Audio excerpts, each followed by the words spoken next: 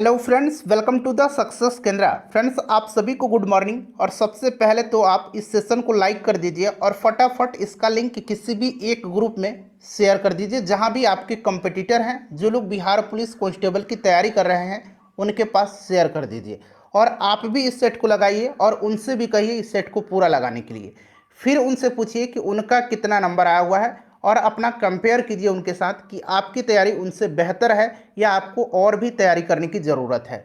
Friends, जैसे आप जानते हैं कि हम लोग 2023 में बिहार पुलिस कांस्टेबल की जो भर्ती 21,391 पदों पर आई हुई है, उसके लिए फुल लेंथ प्रैक्टिस सेट को कवर कर रहे हैं। और इस संदर्भ में हमारा यह फुल लेंथ प्रैक्टिस सेट का सेट नंबर 3 है।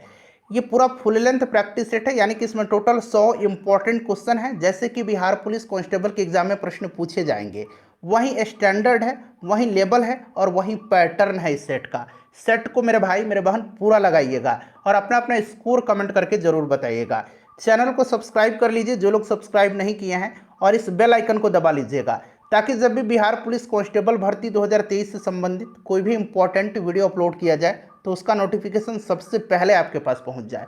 चलिए सेशन फटाफट हम लोग स्टार्ट करते हैं। एक बार मैं और आपसे रिक्वेस्ट कर रहा हूं कि सेशन को लाइक कर दीजिए और सेशन का लिंक किसी भी एक ग्रुप में जल्दी से शेयर कर दीजिए। चलिए स्टार्ट करते हैं। थोड़ा सा मैं जूम कर देता हूं ताकि आपको और स्पष्ट रूप से दिखाई दे। पहला और दूसरा सेट आपको स्पष्ट दिखाई ऑप्शन नहीं दे रहा होगा, लेकिन मैंने इसको व्यवस्थित कर दिया है बहुत ही बढ़िया तरीके से। अब आपको दिखाई दे रहा होगा, एक बार कमेंट कर दीजिए यस और नो में। चलिए शुरू करते हैं। आज के सेशन का पहला प्रश्न पढ़ेंगे। देखिए, पहला प्रश्न ही कितना दमदार है। किस युद्ध के हार के बाद नेपोलियन को सेंट हेलेना द्वीप पर निर्वासित कर दिया गया? बताइए। सभी लोग इसका आंसर कमेंट करेंगे। बिल्कुल बिहार पुलिस का जो पैटर्न है उसी पर आधारित प्रश्न इस पूरे सेट में आपको देखने को मिलेंगे। चलिए कमेंट करिएगा कि किस युद्ध के हार के बाद नेपोलियन को सेंट हेलेना द्वीप पर निर्वासित कर दिया गया। तो इसका करेक्ट आंसर हो जाएगा ऑप्शन नंबर बी, वाटरलू के युद्ध के बाद। वाटरलू का युद्ध जो हुआ था ये 1815 ईस्वी में हुआ था। इसमें नेपोलियन हार गया था और नेपोलियन को बंदी बना लिया गया और उसको सेंट हेलेना द्वीप पर भेज दिया गया, जहां पर 1821 ईस्वी में नेपोलियन की मृत्यु हो गई। नेपोलियन को लिटिल कारपोलर कहा जाता है। नेपोलियन को लिटिल कारपोरल कहा जाता है, ये भी ध्यान रखेंगे। नेपोलियन फ्रांस का राजा कब बना था, फ्रांस का सम्राट कब बना था? तो नेपोलियन 1804 ईस्वी में फ्रांस का सम्राट बना था। नेपोलियन ने बैंक ऑफ फ्रांस की स्थापना 1800 ईस्वी में किया था, ये भी आप जरूर ध्यान रखिएगा। चलिए नेक्स्ट क्वेश्चन कर लेंगे। अगला प्रश्न के निम्न में से कौन सा इसमें से असत्य है यानी कि गलत है? चलिए ध्यान से पढ़िए सभी को और आंसर मेरे भाई मेरे बहन कमेंट करिए। ये एक सुनहरा मौका है आपके पास।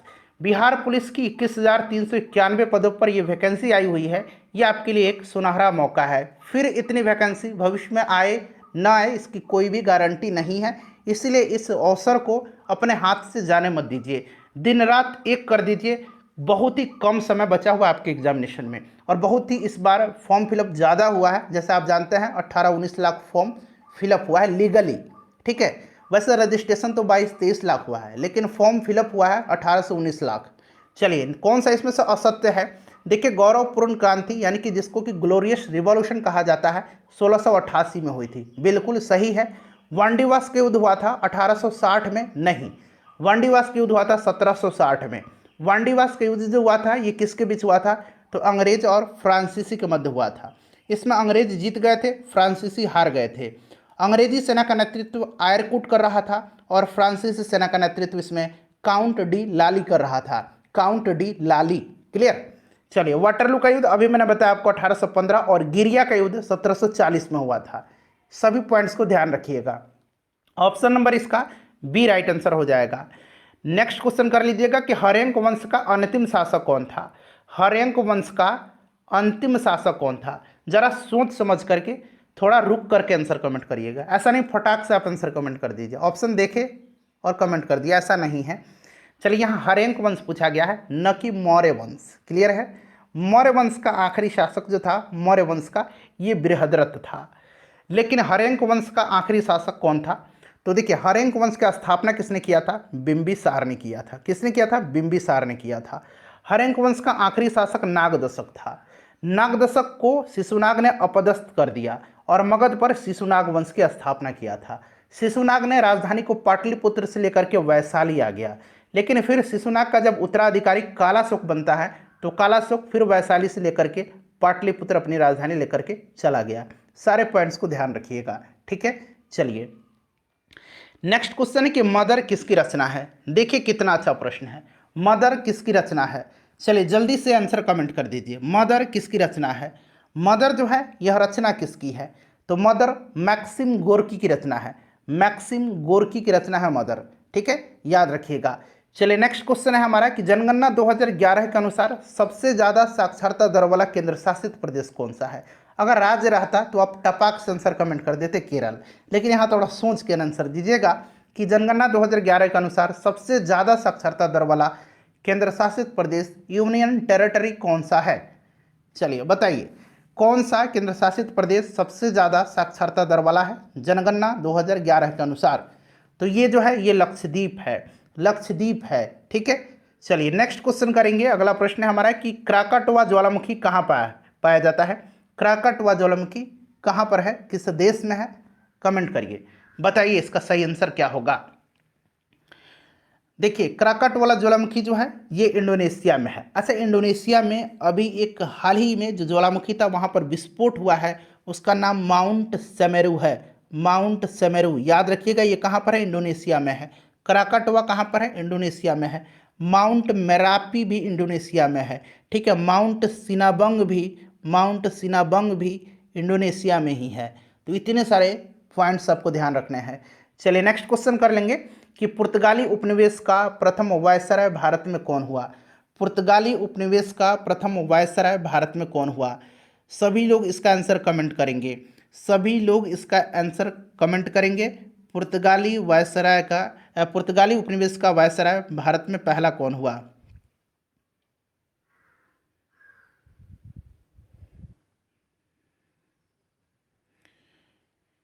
बताइए। तो फ्रेंड्स ये था फ्रांसिस्को द अल्मेडा। कौन था, ये था फ्रांसिस्को द अल्मेडा, याद रखिएगा ये कौन था, तो फ्रांसिस्को द अल्मेडा। और ये कब वायसराय बन करके आया था, तो 1505 में ये भारत में पुर्तगाली उपनिवेश का वायसराय बन करके आया था, ठीक है, ध्यान रखिएगा इसको। चलिए आगे बढ़ेंगे, नेक्स्ट क्वेश्चन कर लेंगे।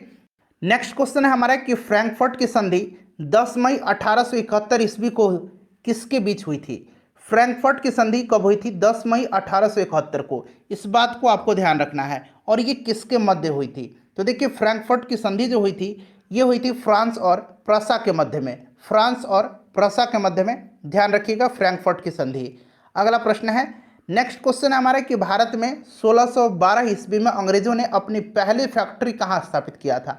1612 ईस्वी में अंग्रेजों ने अपनी पहली फैक्ट्री कहाँ पर स्थापित किया था भारत में। बताइए सही आंसर इसका क्या होगा। तो देखिए भारत में 1612 ईस्वी में अंग्रेजों ने अपनी पहली फैक्ट्री जो है यह कहाँ पर स्थापित किया था। तो फ्रेंड्स यह किया था सूरत में। कहाँ पर किया था, सूरत में किया था, ध्यान रखिएगा, बहुत ही इंपॉर्टेंट प्रश्न है। नेक्स्ट क्वेश्चन है हमारा क्वेश्चन नंबर 10 कि 74वें गणतंत्र दिवस परेड में किस राज्य की झांकी को प्रथम पुरस्कार मिला। अच्छा ये जो 74वां गणतंत्र दिवस परेड था इसमें मुख्य अतिथि कौन थे। 74वें गणतंत्र दिवस के अवसर पर मुख्य अतिथि जो थे ये मिस्र के राष्ट्रपति अब्देल फतेह अल सीसी थे, ठीक है। और इसमें परेड में जो है किस राज्य की झांकी को पहला पुरस्कार मिला था, तो यह राज्य उत्तराखंड है, उत्तराखंड राइट आंसर इसका हो जाएगा, ठीक है। चलिए नेक्स्ट क्वेश्चन कर लेंगे। नेक्स्ट प्रश्न है हमारा कि the struggle for India soul, India's soul, यह मैंने अंग्रेजी में लिखा है the struggle for India's soul, इस पुस्तक के लेखक कौन है। बताइए the struggle for India's soul book written by, बताइए किसके द्वारा लिखा गया है। तो फ्रेंड्स यह लिखा गया है शशि थरूर के द्वारा, शशि थरूर के द्वारा यह पुस्तक लिखा गया है the struggle for India's soul. Next question है हमारा कि एंजिल जलप्रपात निम्नलिखित में से किस देश में है। एंजिल जलप्रपात जो है ये किस देश में है, बताइए। इंपॉर्टेंट क्वेश्चन है, बहुत ही ज़्यादा इंपॉर्टेंट क्वेश्चन है। बताइए एंजिल जलप्रपात किस देश में है। एंजिल जो है फ्रेंड्स यह कहाँ पर है, तो वेनेजुएला में है, वेनेजुएला में है, क्लियर। चलिए नेक्स्ट क्वेश्चन कर लेंगे कि सही शब्दों को विचारानुसार क्रम दीजिए।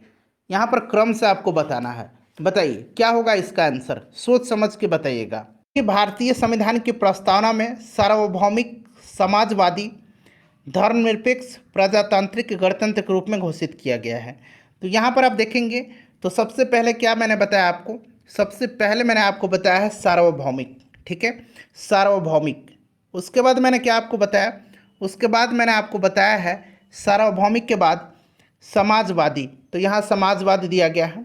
उसके बाद मैंने आपको क्या बताया है, उसके बाद मैंने आपको बताया है धर्मनिरपेक्ष, ठीक है। उसके बाद मैंने आपको बताया है प्रजातांत्रिक, गणतंत्र, यानी कि 3। तो ये वाला क्रम सही है। तो देखिए क्रम कहाँ पर दिया गया है, 2 1 4 3, 2 1 4 3, 2 1 4 3, ठीक है, 2 1 4 3, यहाँ पर 3 बनाना होगा आपको, ठीक है, और इसको 2 बनाना होगा। ऑप्शन में 2 1 4 3 कहीं पर नहीं दिख रहा है, ठीक है, ये एरर हुआ है टाइपिंग में। तो ऑप्शन नंबर यहाँ पर ये वाला क्रम जो होगा ये सही हो जाएगा। और ध्यान रखिएगा फ्रेंड्स कि भारतीय संविधान में पंथ निरपेक्ष शब्द का उल्लेख किया गया है, न कि धर्मनिरपेक्ष का। चलिए अगला प्रश्न कर लेंगे, क्वेश्चन नंबर 14। देखिए क्वेश्चन नंबर 14 है कि भारतीय संविधान की प्रस्तावना में समाजवादी शब्द किस संशोधन द्वारा जोड़ा गया। तो आपको भली भांति पता है कि समाजवादी शब्द को जोड़ा गया है 42वां संविधान संशोधन अधिनियम 1976 के द्वारा, ठीक है। संविधान की प्रस्तावना में इसके द्वारा समाजवादी, पंथनिरपेक्ष और अखंडता शब्द जोड़ा गया है। 42वां संविधान संशोधन 1976। और 42वां संविधान संशोधन जो है इसको लघु संविधान भी कहा जाता है, इसको लघु संविधान भी कहा जाता है, ठीक है। चलिए नेक्स्ट क्वेश्चन कर लेंगे। क्वेश्चन नंबर 15 है कि एक नया राज्य बनाने में संवैधानिक संशोधन के लिए कैसा बहुमत चाहिए। नए राज्य के निर्माण के लिए संवैधानिक संशोधन के लिए कैसा बहुमत चाहिए, बताइए। तो देखिए नए राज्यों के निर्माण के लिए अनुच्छेद 368 के तहत विशेष प्रक्रिया नहीं अपनाई जाती है, इस चीज़ को ध्यान रखना आपको, ठीक है। संसद साधारण बहुमत से नए राज्यों का निर्माण कर सकती है। राइट आंसर इसका साधारण बहुमत हो जाएगा। नेक्स्ट क्वेश्चन है हमारा, अगला प्रश्न पढ़िएगा, ध्यान से पढ़िएगा। उन मौलिक अधिकारों का चयन करें जो भारतीय नागरिकों को प्राप्त हैं परंतु गैर नागरिकों को, यानी कि जो विदेशी हैं उनको प्राप्त नहीं है। तो देखिए भारतीय नागरिकों को इनमें से कौन कौन से अधिकार जो है, मौलिक अधिकार वो प्राप्त है। तो भाषण एवं अभिव्यक्ति की स्वतंत्रता है, ठीक है, और इसमें से अल्पसंख्यकों के अधिकार, ये वाला स्वतंत्रता है। बाकी यहाँ पर देखिए कानून के समक्ष समानता, जीवन एवं स्वतंत्रता का संरक्षण, ये भारतीय को भी है और विदेशियों को भी है। तो पूछा गया है कि परंतु गैर नागरिकों को नहीं है, तो पहला और तीसरा इसका राइट आंसर हो जाएगा, पहला और तीसरा राइट आंसर हो जाएगा, यानी कि ऑप्शन नंबर ए इसका राइट आंसर हो जाएगा। चलिए नेक्स्ट क्वेश्चन है कि उच्चतम न्यायालय की व्यवस्था के अनुसार निजी भवनों के ऊपर राष्ट्रीय झंडे को फहराना किसके तहत हर नागरिक का मौलिक अधिकार है। किस अनुच्छेद के तहत हर नागरिक का यह एक मौलिक अधिकार है, बताइए। राइट आंसर इसका क्या हो जाएगा। तो देखिए इसका जो करेक्ट आंसर हो जाएगा फ्रेंड्स, ये आपका हो जाएगा ऑप्शन नंबर बी, अनुच्छेद 19A के ए के अंतर्गत, 19(1) के ए के अंतर्गत, ठीक है, ध्यान रखिएगा। ऑप्शन नंबर 20 का राइट आंसर हो जाएगा। नेक्स्ट क्वेश्चन है हमारा कि भारतीय संविधान का संशोधन करके शिक्षा का अधिकार कब जोड़ा गया। शिक्षा का अधिकार जो है कब जोड़ा गया, बताइए। शिक्षा का अधिकार कब जोड़ा गया, राइट आंसर इसका क्या हो जाएगा। शिक्षा का अधिकार, शिक्षा का अधिकार कब जोड़ा गया, करेक्ट आंसर बताइए। तो देखिए 86वां संविधान संशोधन अधिनियम 2002 के द्वारा संविधान के भाग 3 में अनुच्छेद 21 को जोड़ा गया है, ठीक है, और इसके अनुसार राज्य 6 से 14 वर्ष के बच्चों को निःशुल्क तथा अनिवार्य शिक्षा की व्यवस्था करेगी।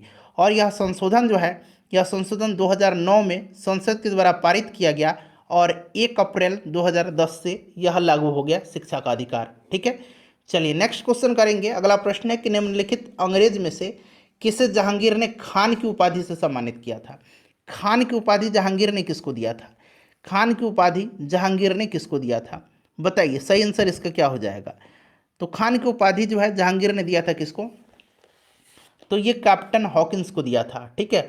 हॉकिंस जो था यह इंग्लैंड के राजा जेम्स प्रथम का राजदूत था और यह 1608 ईस्वी में आया था, क्लियर, ध्यान रखिएगा। चलिए नेक्स्ट क्वेश्चन है हमारा कि वैज्ञानिक जिसने सर्वप्रथम खोज की कि पृथ्वी सूर्य के चारों ओर घूमती है, यह वैज्ञानिक कौन थे।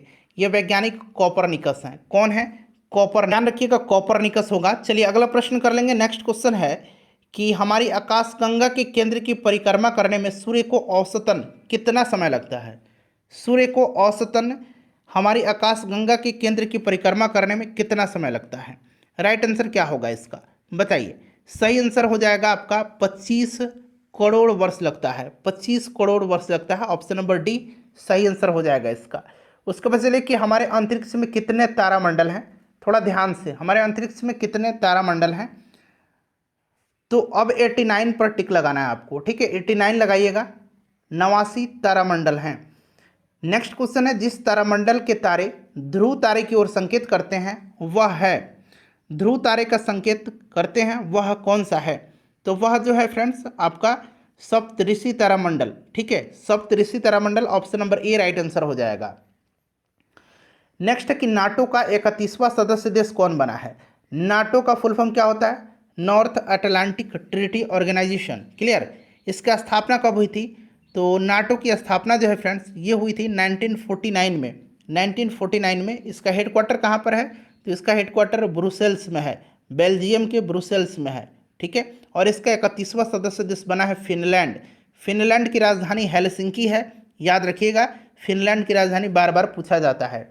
उसके बाद देखिएगा कि क्योटो प्रोटोकॉल कब से प्रभावित हुआ था। देखिए क्योटो प्रोटोकॉल जो है यह ग्लोबल वार्मिंग से हो रहे जलवायु परिवर्तन को रोकने के लिए बनाया गया था, ठीक है। राइट आंसर इसका क्या हो जाएगा, इसको अपनाया गया था 1997 में। 1997 में इसको अपनाया गया था, यानी कि इस पर साइन किया गया था। लेकिन यह प्रभावी कब से हुआ, तो प्रभावी जो हुआ था ये 2005 से हुआ था, ठीक है, 2005 से राइट आंसर हो जाएगा। नेक्स्ट क्वेश्चन है हमारा कि भारतीय प्रमाणिक समय IST एवं ग्रीनविच माध्य समय GMT के मध्य अंतर कितना है, बताइए। भारतीय प्रमाणिक समय, इंडियन स्टैंडर्ड टाइम जो कहते हैं, बताइए राइट आंसर इसका क्या होगा। तो देखिए फ्रेंड्स, आपको पता है कि 82.5 डिग्री, ठीक है, 82.5 डिग्री पूर्वी देशांतर को, 82.5 डिग्री पूर्वी देशांतर को जो है भारत का प्रमाणिक समय माना जाता है, ठीक है, समय रेखा माना जाता है। और ये इलाहाबाद के से होकर के गुजरती है, नैनी से, इलाहाबाद के नैनी से होकर के गुजरती है, ठीक है। बताइए राइट आंसर इसका क्या होगा। तो ये फ्रेंड्स कितना आगे है, 5.5 घंटा आगे है, 5.5 घंटा अंतर है इनमें। तो अंतर कितना हो जाएगा, 5.5 घंटा। नेक्स्ट क्वेश्चन है हमारा कि होंडरू जलप्रपात स्थित है। फ्रेंड्स एक बार सेशन को फटाफट लाइक कर दीजिए। देखिए 100 प्रश्न काफ़ी मेहनत होता है तैयार करना, और फिर बोलना भी है, तो कम से कम इतना तो करिए, कंजूसी मत करिए, बिल्कुल फ्री है। होंडरू जलप्रपात जो है ये किस नदी पर स्थित है, होंडरू जलप्रपात किस नदी पर स्थित है। होंडरू जो है यह स्वर्णरेखा नदी पर है, ठीक है, झारखंड में है, ध्यान रखिएगा। नेक्स्ट क्वेश्चन हमारा कि भारत की राष्ट्रीय अर्थव्यवस्था का सबसे बड़ा स्रोत कौन सा है। भारत की राष्ट्रीय अर्थव्यवस्था का सबसे बड़ा स्रोत कौन सा है। चलिए सभी लोग आंसर कमेंट करेंगे। भारत की राष्ट्रीय अर्थव्यवस्था का सबसे बड़ा स्रोत कौन सा है। सबसे बड़ा स्रोत जो है ये सेवा क्षेत्र है, सेवा क्षेत्र है, ठीक है, ध्यान रखिएगा। नेक्स्ट क्वेश्चन है हमारा कि जनगणना 2011 के अनुसार बिहार का सर्वाधिक साक्षरता दर वाला जिला कौन सा है। बिहार स्पेशल का मैंने 2 वीडियो कवर कराया हुआ है, अगर आपने नहीं देखा उसको तो देख लीजिएगा, बिहार से संबंधित सारे प्रश्न आपके कवर हो जाएंगे। चलिए बताइएगा कि सर्वाधिक साक्षरता दर वाला बिहार का जिला कौन सा है। सर्वाधिक साक्षरता दर रोहतास का है, सर्वाधिक पुरुष साक्षरता दर भी रोहतास का है, सर्वाधिक महिला साक्षरता दर भी रोहतास का है। न्यूनतम साक्षरता दर पूर्णिया का है, न्यूनतम साक्षरता दर पूर्णिया का है। न्यूनतम पुरुष साक्षरता दर किसका कम है, तो ये पूर्णिया का है, ठीक है, पूर्णिया का। और न्यूनतम महिला साक्षरता दर जो है ये किसका है, तो ये सहरसा का है, सहरसा का है, ठीक है, सहरसा, याद रखेंगे। चलिए नेक्स्ट क्वेश्चन कर लेंगे कि भारत में राष्ट्रीय आय की गणना में एक समस्या है, कौन सी ये समस्या है भारत में राष्ट्रीय आय की गणना में, बताइए। भारत में राष्ट्रीय आय की गणना में एक समस्या है, यह समस्या कौन सी है, जल्दी आंसर कमेंट कर दीजिए। आगे बढ़ते हैं फिर। तो ये गैर मुद्रीकृत खपत है, गैर मुद्रीकृत खपत है, ध्यान रखिएगा।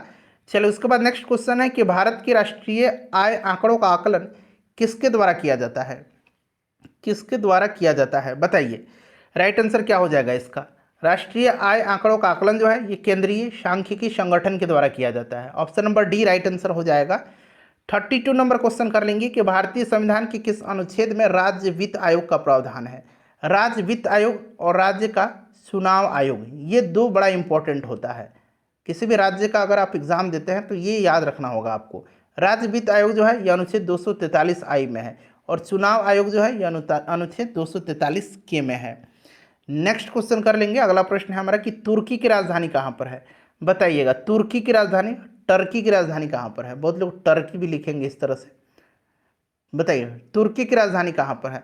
तुर्की की राजधानी जो है ये अंकारा है, अंकारा है, ठीक है। ओमान की राजधानी मस्कट है, याद रखिएगा। चलिए, कतर की राजधानी दोहा है। नेक्स्ट क्वेश्चन है कि पटाना घास का मैदान किस देश में पाया जाता है। कहाँ पर है पटाना घास का मैदान। पटाना घास का मैदान जो है ये कहाँ पर है। बताइए राइट आंसर इसका क्या हो जाएगा। पटाना कहाँ पर है। पटाना जो है ये श्रीलंका में है, पटाना श्रीलंका में है, ठीक है। चलिए नेक्स्ट क्वेश्चन करेंगे कि मानव त्वचा को रंग देने वाला वर्णक कौन सा है। मानव त्वचा का रंग जो बनता है ये किस वर्णक के कारण बनता है।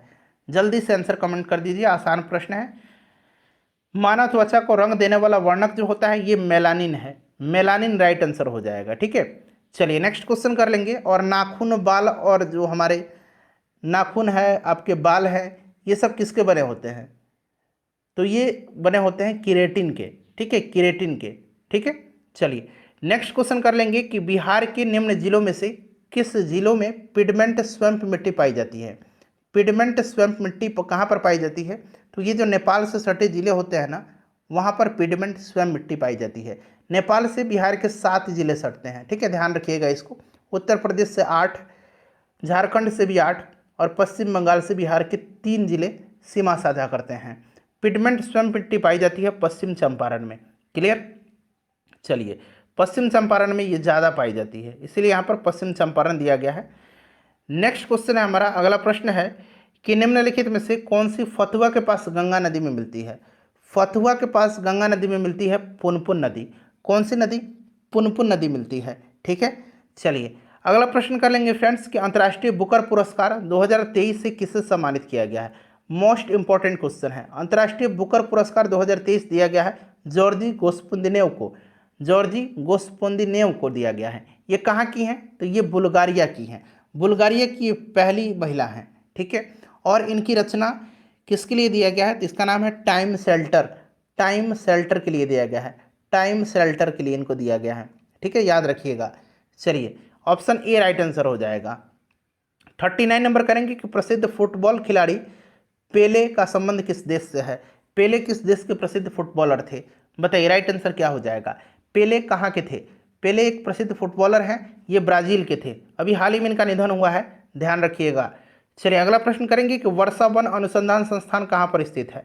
एक वर्षा वन है और एक शुष्क वन अनुसंधान संस्थान है। एक शुष्क वन है, शुष्क वन जो है ये कहाँ पर है, तो ये जोधपुर में है, ये जोधपुर में है, ठीक है। और वर्षा वन अनुसंधान संस्थान असम में है, असम में जोरहाट में है, ठीक है। ऑप्शन बी राइट आंसर हो जाएगा इसका। उसके बाद देखिएगा नेक्स्ट क्वेश्चन है कि निम्नलिखित में से कौन सा एक मीठी महक वाला पदार्थ है। इनमें से कौन सा एक मीठी महक वाला पदार्थ है, तो ये पदार्थ कौन सा है फ्रेंड्स। यह पदार्थ जो है ये एस्टर है। कौन सा है, एस्टर है, एक मीठी महक वाला पदार्थ, ठीक है, जिसका महक जो है, गंध जो है ये मीठा होता है। उसके बाद नेक्स्ट क्वेश्चन देखिए कि पानी में लटके हुए कोलाइडी कण, पानी में लटके हुए कोलाइडी कण किस प्रक्रिया से हटाए जा सकते हैं। पानी में लटके हुए कोलाइडी कण को किस प्रक्रिया के द्वारा हटाया जा सकता है। यह प्रक्रिया जो है यह कौन सा है। चलिए आंसर कमेंट कर दीजिए। यह प्रक्रिया जो है यह स्कंदन है। कौन सी प्रक्रिया है, यह प्रक्रिया स्कंदन है, ध्यान रखिएगा। चलिए अगला प्रश्न कर लेंगे कि ध्वनि का तारत्व किस पर निर्भर करता है। ध्वनि का तारत्व जो है यह किस पर निर्भर करता है। चलिए फटाफट इसका आंसर बता दीजिए। ध्वनि का तारत्व किस पर निर्भर करता है। ध्वनि का वह लक्षण जिसके कारण हम ध्वनि को मोटी या पतली कहते हैं वही तारत्व कहलाता है, ठीक है। ध्वनि का तारत्व उसकी आवृत्ति पर निर्भर करता है, आवृत्ति पर निर्भर करता है। तारत्व बढ़ने पर ध्वनि पतली होती है और मोटी ध्वनि नीची या कम तारत्व के कारण होती है, क्लियर। तो ये आपका आवृत्ति हो जाएगा, option number A. Next question कर लेंगे। अगला प्रश्न हमारा है कि नियत चाल से गति करने वाली वस्तु की दूरी समय ग्राफ एक होता है। नियत चाल से कैसा भाई, तो नियत चाल से, ठीक है। ये आपका समय हो गया, ठीक है, और ये आपका हो गया दूरी, ये आपका दूरी हो गया। अब बताइए कह रहा है कि नियत चाल से, नियत चाल से, ठीक है, नियत चाल से, ये नियत चाल से, तो कैसा होगा, ये एक सीधी रेखा है, सरल रेखा है, ठीक है, सीधी रेखा है, सरल रेखा, ऑप्शन सी राइट आंसर हो जाएगा। नेक्स्ट क्वेश्चन है 45 नंबर। प्रश्न पढ़िए कि निम्न कण एक ही गतिज ऊर्जा के साथ चल रहे हैं, यानी कि इनकी गतिज ऊर्जा समान है, उनमें से सबसे अधिक संवेग किसका होगा, सबसे अधिक संवेग किसका होगा, तो जिसका सबसे ज़्यादा भार होगा, सबसे ज़्यादा द्रव्यमान होगा, उसी का तो संवेग ज़्यादा होगा, जिसका द्रव्यमान सबसे अधिकतम होगा उसी कण का संवेग अधिक होगा। तो इसमें से आप देखेंगे कि अल्फा कण का द्रव्यमान इन सबसे ज़्यादा है, इन सबसे ज़्यादा द्रव्यमान अल्फा कण का है, इसीलिए अल्फा कण का संवेग इसमें ज़्यादा होगा। चलिए नेक्स्ट क्वेश्चन है हमारा कि यूरेनियम विखंडन की सतत प्रक्रिया को जारी रखने में किस कण की जरूरत होती है, यूरेनियम विखंडन की सतत प्रक्रिया को जारी रखने में किस कण की जरूरत होती है, राइट आंसर इसका क्या हो जाएगा।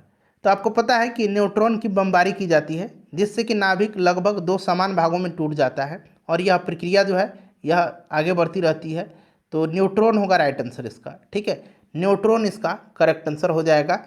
नेक्स्ट क्वेश्चन करेंगे फ्रेंड्स कि साइकस का पौधा किस वर्ग के अंतर्गत आता है, साइकस का पौधा जो है किस वर्ग के अंतर्गत आता है। साइकस के पौधा में फूल नहीं होता है, इससे साबूदाना प्राप्त किया जाता है, और यह एक प्रकार का क्या है, तो यह एक जिम्नोस्पर्म पौधा होता है, जिम्नोस्पर्म, यानी कि इसको अनावृत बीजी कहा जाता है, ठीक है। चलिए नेक्स्ट क्वेश्चन है हमारा कि वनस्पति विज्ञान का जनक किसे कहा जाता है, वनस्पति विज्ञान का जनक किसे कहा जाता है। वनस्पति विज्ञान का जनक जो है यह कहा जाता है थियोफ्रेस्टस को, ठीक है, थियोफ्रेस्टस को कहा जाता है, याद रखिएगा। जीव विज्ञान और जंतु विज्ञान का जनक कहा जाता है अरस्तु को, जीव विज्ञान और जंतु विज्ञान का जनक अरस्तु को कहा जाता है, वनस्पति विज्ञान का जनक थियोफ्रेस्टस को कहा जाता है। किस वर्ग के रक्त समूह में एंटीजन नहीं होता है, किस वर्ग के रक्त समूह में एंटीजन नहीं होता है। तो देखिए ब्लड ग्रुप का खोज किसने किया था, कार्ल लैंड स्टीनर ने किया था, ठीक है, ध्यान रखिएगा। रक्त समूह ओ जो होता है उसमें एंटीजन नहीं पाया जाता है, और ए बी में जो होता है ए बी में एंटीबॉडी नहीं होता है, ठीक है, ध्यान रखेंगे, ए बी में एंटीबॉडी नहीं होता है, तो यहाँ पर ओ राइट आंसर हो जाएगा। यह यूनिवर्सल डोनर होता है, और ये यूनिवर्सल रेसिपिटर यानी कि सर्वग्राहिता, और ये सर्वदाता होता है ब्लड ग्रुप ओ। अगला प्रश्न है हमारा कि कंप्यूटर में रैम का क्या मतलब है, रैम का मतलब क्या होता है, रैम का फुल फॉर्म क्या होता है, इसका फुल फॉर्म होता है random access memory, random access memory, random access memory, ठीक है, रैंडम एक्सेस मेमोरी, ध्यान रखिएगा। चलिए अगला प्रश्न है हमारा फ्रेंड्स कि वनस्पति तेल से वनस्पति घी के निर्माण में प्रयुक्त गैस कौन सी है। तो देखिए आपको याद होगा कि यह प्रक्रिया हाइड्रोजनीकरण कहलाती है, इसमें जो है निकेल उत्प्रेरक की उपस्थिति होती है। किसकी, अगर उत्प्रेरक पूछेगा तो उत्प्रेरक के रूप में किसका इस्तेमाल किया जाता है, तो निकेल का किया जाता है, ठीक है, और इसमें गैस जो युक्त होती है ये हाइड्रोजन गैस होती है, क्लियर है। चलिए हाइड्रोजन गैस का इस्तेमाल इसमें किया जाता है। चलिए अगला प्रश्न कर लेंगे, नेक्स्ट क्वेश्चन हमारा है, ध्यान रखिएगा, राइट आंसर इसका क्या हो जाएगा, बताइए राइट आंसर इसका क्या हो जाएगा, हाँ हाइड्रोजन गैस। चलिए नेक्स्ट क्वेश्चन है हमारा कि पहला सार्क सम्मेलन जो है किस वर्ष हुआ था। अच्छा सार्क स्थापना इसका कब हुआ था, तो 1985 में बांग्लादेश ढाका में हुआ था। हेडक्वार्टर इसका काठमांडू में है, 1985 में इसकी स्थापना हुई थी, और इसमें टोटल 8 देश सदस्य हैं, ठीक है, और इसका पहला सम्मेलन जो हुआ था 1985 में ही हुआ था ढाका बांग्लादेश में। चलिए अगला प्रश्न कर लेंगे फ्रेंड्स कि H2O में H2O2 में ये हाइड्रोजन परऑक्साइड है, इसमें पूछा गया कि ऑक्सीजन की ऑक्सीकरण संख्या क्या है। ऑक्सीकरण संख्या निकालने का तरीका मैंने आपको बता दिया है। देखिए यहाँ पर कोई भी कहीं पर प्लस माइनस चार्ज नहीं दिया गया है, यानी कि अगर हाइड्रोजन का यहाँ पर हम लिखेंगे आपका कितना, हाइड्रोजन का 2, ठीक है, क्योंकि 2 हाइड्रोजन है, ऑक्सीजन का हम यहाँ पर 2x मान लेंगे, ठीक है, जिसका निकालना इक्वल टू यहाँ पर 0 हो जाएगा। अब यहाँ पर 2x इक्वल टू कितना हो जाएगा, -2 हो जाएगा, ये इधर जाएगा तो माइनस में जाएगा ना भाई। अब x इक्वल टू कितना हो जाएगा, तो -1 हो जाएगा, ये यहीं -1 ध्यान रखना आपको, ठीक है। चलिए नेक्स्ट क्वेश्चन करेंगे कि इनमें से कौन एक तना का उदाहरण है, इसमें से तना का उदाहरण कौन सा है, बताइए तना का उदाहरण कौन सा है इसमें से। प्याज, गाजर, मूली, शकरकंद, कौन तना का उदाहरण है। तो देखिए तना में प्याज, लहसुन, हल्दी, आलू ये सब तने हैं, ठीक है, भूमिगत तना है ये, प्याज हो जाएगा राइट आंसर।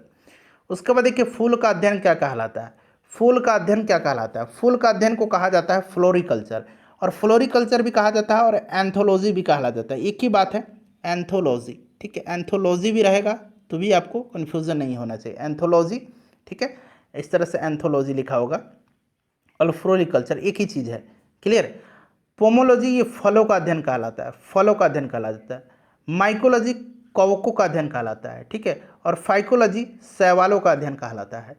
चलिए अगला प्रश्न कर लेंगे 56 नंबर की, रेबीज के टीका का खोज किसने किया था, रेबीज की टीका का खोज किसने किया था, तो रेबीज वायरस से होता है, ठीक है, कुत्ता बंदर के काटने से रेबीज होता है, और इसके टीके की खोज किया था लुई पास्चर ने। अच्छा, टीकाकरण का खोज एडवर्ड जेनर ने किया था, चेचक के टीका का खोज एडवर्ड जेनर ने किया था, ठीक है, ध्यान रखिएगा।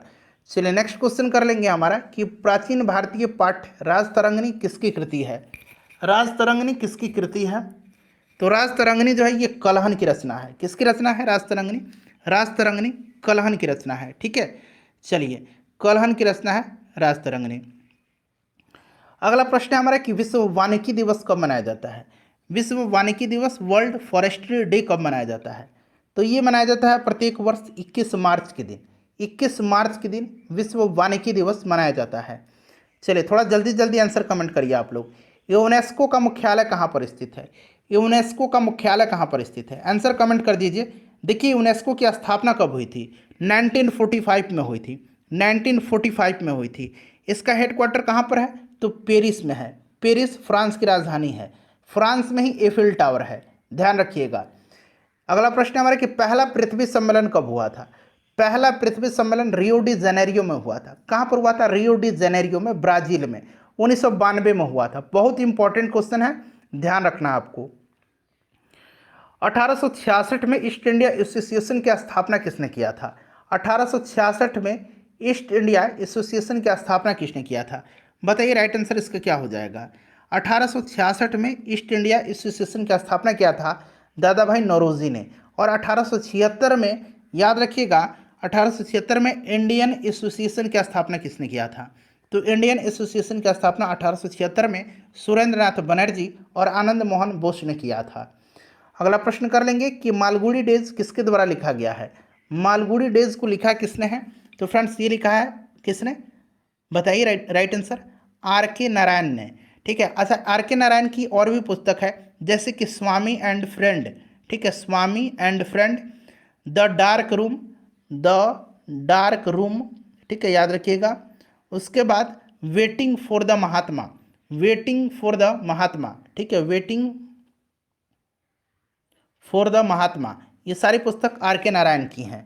अगला प्रश्न है हमारा कि नाइचो किस देश की गुप्तचर संस्था है, नाइचो जो है ये किस देश की गुप्तचर संस्था है, नाइचो जो है ये कहाँ की है गुप्तचर संस्था, नाइचो जो है ये जापान की है, कहाँ की है, जापान की, याद रखिएगा जापान। अच्छा, ईरान की जो है पूछा जाता है, ईरान की सवाक है, ठीक है, इजराइल का मोसाद है, इजराइल का बड़ा पूछा जाता है, मोसाद है इसकी गुप्तचर एजेंसी।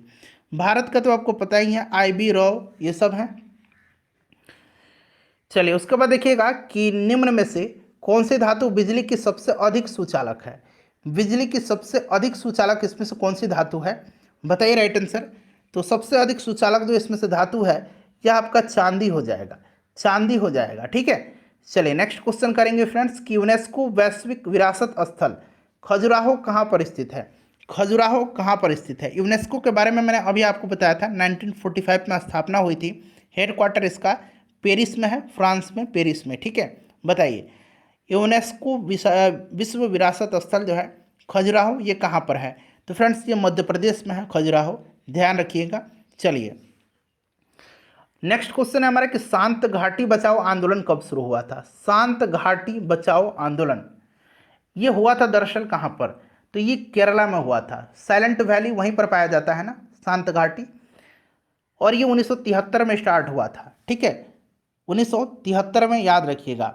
नेक्स्ट क्वेश्चन कर लेंगे, अगला प्रश्न हमारा कि हाल ही में यूरोपीय संघ ने किस वर्ष से गैस और डीजल कारों की बिक्री पर प्रतिबंध लगाने की घोषणा किया है, बताइए सही आंसर इसका क्या हो जाएगा।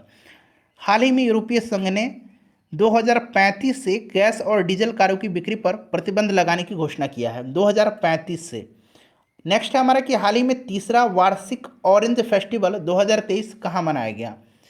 तीसरा वार्षिक ऑरेंज फेस्टिवल कहाँ मनाया गया। तो ऑरेंज फेस्टिवल मनाया गया है कहाँ पर, नागालैंड में। नागालैंड राइट आंसर होगा इसका। उसके बाद देखिए 24 जनवरी राष्ट्रीय बालिका दिवस किस महिला के सम्मान में मनाया जाता है। बताइए, 24 जनवरी को राष्ट्रीय बालिका दिवस मनाया जाता है, ध्यान रखेंगे आप, किस महिला के सम्मान में मनाया जाता है। राष्ट्रीय बालिका दिवस 24 जनवरी के दिन मनाया जाता है और इसी 24 जनवरी के दिन जो है इंदिरा गांधी ने भारत के पहले महिला प्रधानमंत्री के रूप में शपथ लिया था। तो इंदिरा गांधी राइट आंसर हो जाएगा इसका। नेक्स्ट क्वेश्चन कर लेंगे फ्रेंड्स कि यहाँ पर देखिए 23 जनवरी को पराक्रम दिवस किसकी जयंती पर मनाया जाता है। पराक्रम दिवस जो है ये 23 जनवरी के दिन मनाया जाता है, सुभाष चंद्र बोस जी की जयंती पर। सुभाष चंद्र बोस राइट आंसर हो जाएगा। 71 नंबर पढ़िए कि दिए गए शब्द के पर्यायवाची शब्द का चयन करना है। तो गृह का पर्यायवाची क्या होगा, गृह का पर्यायवाची जो होगा वो आपका निकेतन होगा, ठीक है, निकेतन होगा। कुटीर जो होता है, कुटीर, कुटीर का पर्यायवाची शब्द क्या होता है, तो कुटीर का होता है आपका कुटिया, झोपड़ी, पर्णकुटी, ठीक है। गगन का तो आपको पता ही है, अंबर, आसमान, व्योम, ये सब होता है। चलिए, वसन का मतलब वस्त्र होता है, कपड़ा होता है, ठीक है, परिधान होता है। चलिए नेक्स्ट क्वेश्चन कर लेंगे कि दिए गए शब्द के समानार्थी शब्द का चयन करें। नौका का समानार्थी शब्द क्या होगा, नौका का जो होता है तरनी होता है, बहुत ही इंपॉर्टेंट है तरनी, याद रखिएगा। उसके बाद चलिए अगला प्रश्न है कि दिए गए विकल्प में से विलोम शब्द का चयन करना है। इसमें से उद्दार का विलोम शब्द बताना है। उद्दार का विलोम शब्द क्या होगा, उद्दार का विलोम शब्द कृपण होगा, कंजूस होगा, ठीक है। चलिए, उदार दिलदार बोलते हैं ना, उदार आदमी है, बड़ा खर्चीला आदमी है, यह कृपण होता है, कंजूस होता है। उसके बाद चलिए इस यहाँ से आपको बताना है, ये आपका मुहावरा है, ढाक के तीन बात। बताइए इस मुहावरे का अर्थ क्या होता है, ढाक के तीन बात, मुहावरे का अर्थ क्या होता है। तो देखिए इसका अर्थ होता है सदा एक ही दिशा में रहना, सदा एक ही दिशा में रहना, ठीक है। तो सदा एक ही दिशा में रहना हो जाएगा। नेक्स्ट क्वेश्चन है हमारा कि निम्नलिखित में से शुद्ध वर्तनी कौन सा है, यानी कि इसमें से शुद्ध लिखा कौन सा गया है। बताइए इसमें से शुद्ध कौन सा लिखा गया है। तो शुद्ध लिखा गया है इसमें से प्रमाणिक। कौन सा लिखा गया है, प्रमाणिक में शुद्ध कौन सा है, तो यहाँ पर देखिएगा ये वाला प्रमाणिक जो है ना, ये शुद्ध लिखा गया है। उसके बाद चलिए अगला प्रश्न है हमारा कि बौद्ध विहार में कई भिक्षु रहते थे, इसमें कहाँ पर त्रुटि है। पूरा सेंटेंस पढ़िए, बौद्ध विहार में भिक्षु रहते थे, कहाँ पर इसमें गलती है, यहाँ पर कहाँ पर, यहाँ पर दिया गया है, बताइए कहाँ पर गलती है। तो यहाँ पर देखेंगे तो बिहार नहीं होगा, ये विहार होगा इस तरह से, ठीक है, विहार होगा। यहाँ पर बिहार लिखा गया है, ये गलत है, बौद्ध विहार होगा, ठीक है, बौद्ध विहार ऐसे होगा। तो कौन सा पार्ट में, बी नंबर में गलत है, ठीक है, बी नंबर में गलत है। चलो उसके बाद नेक्स्ट क्वेश्चन है, रिक्त स्थानों की पूर्ति करना है। सशस्त्र प्रहरी खाली स्थान दिया गया की रक्षा कर रहे थे। बताइए एक यहाँ पर सुटेबल वर्ड भरना है जिससे कि यह मीनिंगफुल सेंटेंस बन जाए। प्रहरी कोष की रक्षा कर रहे थे, कोष की, ठीक है, कोष की रक्षा कर रहे थे। अगला प्रश्न करेंगे कि मधुर बात करने वाला वाक्यांश के लिए एक शब्द बताइए। मधुर बात करने वाले के लिए एक शब्द क्या होगा, बताइए। तो फ्रेंड्स इसको मधुरभाषी कहा जाता है। अल्पभाषी किसको कहा जाता है, जो कम बोलता हो, ठीक है, जो सुख देता हो उसको सुखद, जो संगीत का ज्ञाता हो उसको संगीतज्ञ कहा जाता है। उसके बाद देखिए नर की अरु नलनीर की गति एके करी जोय, जेते नीचो है चले तेतो ऊंची होय। यह पंक्ति जो है लिखा किसने है, इसके रचयिता कौन है। नर की अरु नलनीर की गति एके करी जोय, जेते नीचो है चले तेते नीची होय। बताइए यह लिखा है पंक्ति बिहारी लाल ने, ऑप्शन सी राइट आंसर हो जाएगा। चलिए पटना हाई कोर्ट के मुख्य न्यायाधीश वर्तमान की बात की जा रही है, अभी आज के डेट में के विनोद चंद्रन है। चलिए उसके बाद नेक्स्ट क्वेश्चन करेंगे कि synonym of the word corroborate, ठीक है, बताइए कोरोबोरेट का यहाँ पर सिनोनिम बताना है। तो इसका मतलब होता है पुष्ट करना, कोरोबोरेट का, तो यहाँ पर सस्टेनेट हो जाएगा। Antonym of the word diligent, बताइए क्या होगा इसका। तो देखिए डिलीजेंट का मतलब परिश्रमी होता है, और लेजी का यहाँ पर इसका आपका एंटोनिम लेजी हो जाएगा। डिलीजेंट का मतलब होता है मेहनती परिश्रमी, मेहनती परिश्रमी। चलो उसके बाद देखिएगा कि find the error if any, अगर ये एरर है इसमें तो आप बताइए, नहीं एरर है तो नो एरर लिख दीजिएगा, ठीक है, नो एरर पर टिक लगा दीजिएगा। चलिए माई mother is having grey hairs, कहाँ पर इसमें एरर है? अगर एरर नहीं है तो ऑप्शन डी कमेंट करेंगे आप। चलिए बताइएगा, तो यहाँ पर देखिए हेयर्स नहीं होगा, ये हेयर ही होगा, ठीक है। My mother is having grey hair, ठीक है, तो एरर ऑप्शन सी में हो जाएगा। उसी प्रकार से यहाँ पर देखिएगा I shall not attend the party unless I am not invited, यहाँ पर कहाँ पर एरर है? एरर कहाँ पर है? तो यहाँ पर देखिए I shall not attend the party, यहाँ अनलेस नहीं होगा, ठीक है, तो ऑप्शन नंबर सी में एरर, यहाँ पर अनलेस के साथ यहाँ पर नॉट का प्रयोग नहीं होता है, ठीक है, तो ये वाला पार्ट में एरर है। उसके बाद नेक्स्ट क्वेश्चन है कि past form of spit, spit का पास्ट फॉर्म बताना है। स्पीट का मतलब थूकना होता है, स्पैट इसका पास्ट फॉर्म हो जाएगा। उसके बाद चलिए change into passive voice, has somebody broken the window, इसका पैसिव बनाना है, ठीक है, तो इसका हो जाएगा has the window been broken by somebody, ठीक है, has the window been broken by somebody, option number C right answer हो जाएगा। नेक्स्ट क्वेश्चन है change into indirect speech, he said to the जज I did not commit this crime, इसका क्या होगा? तो इसका होगा ही टोल्ड द जज डैट ही, यहाँ पर बना लीजिए that he had not committed this crime, ठीक है, option number D right answer हो जाएगा इसका। नेक्स्ट क्वेश्चन कर लेंगे,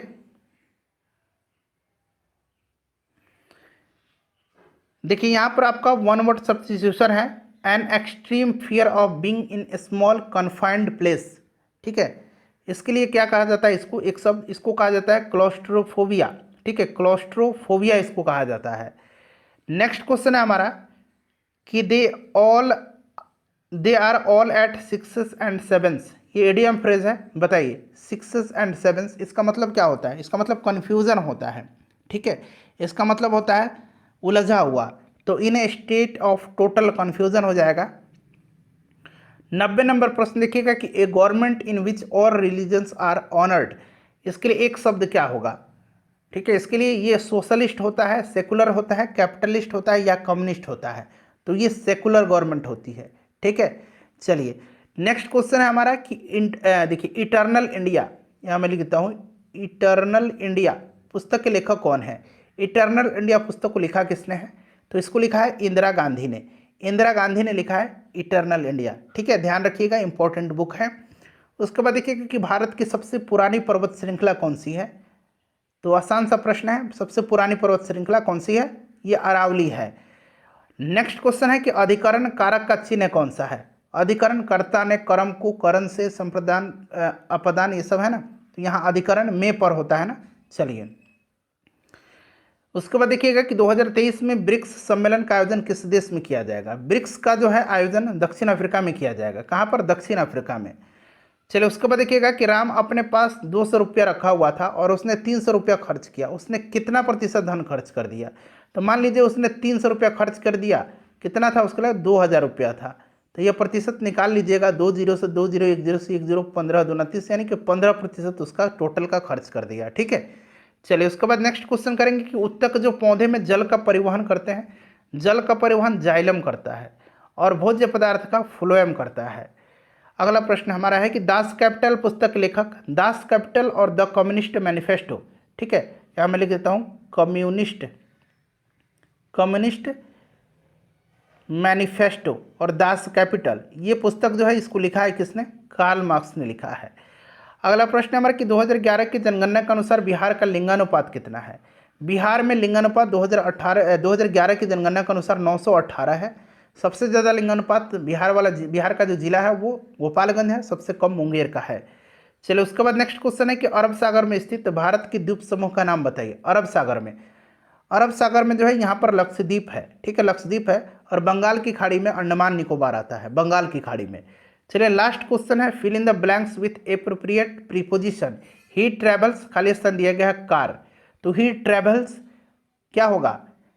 eight, by, with, on, he travels by car होगा। फ्रेंड्स अपना स्कोर बता दीजिए, वीडियो को लाइक कर दीजिए और इसको शेयर कर दीजिए।